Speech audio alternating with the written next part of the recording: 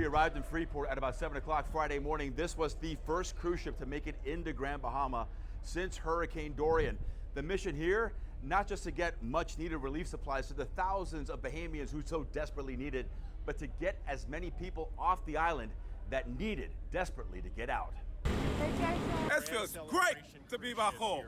They do not know what devastation they will find, but they are happy to at last be home. We said we gotta go home to whatever is left of our homes and the Bahamas. We want to be there.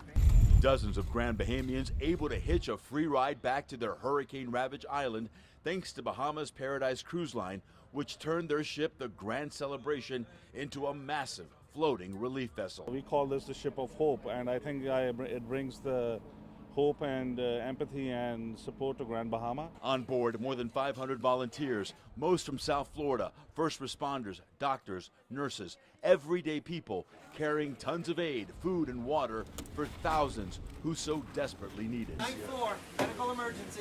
We have a lot of Bahamians that have baby in the States. The desperation palpable at the port.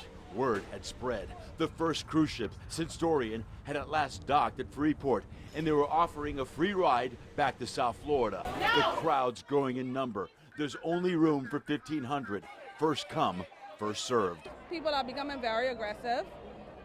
Tempers are starting to flare, and it's really becoming out of control. This is why the lady said that they're not taking any more names anymore. Among them, we found Sharon Matthew, a nurse from Fort Lauderdale, who came in for a funeral last weekend and has spent days just trying to get home. Seeing so many people struggling and fighting and hungry and hot, you know, it's a lot. We followed the relief convoy and first responders. Hot meals at last handed out at this high school turned shelter. Wonderful, wonderful. The further east we go, the worse the devastation gets. This neighborhood, from what I understand, was under 12 to 14 feet of water. That is the massive storm surge that impacted this area of the island. This has been a water event. This family and their 2 dogs rode out the storm for 36 hours in the attic when the massive storm surge sent the sea gushing into their home. You guys were up there for 36 hours? Yes, sir. There is nothing. You don't have anything here. But amidst the sadness and devastation, hope and gratitude, the world is watching and paying attention, resolved to helping these people in any way possible. So this entire relief mission has been paid for by Bahamas Paradise Cruise. It cost them $250,000 just today to make this happen.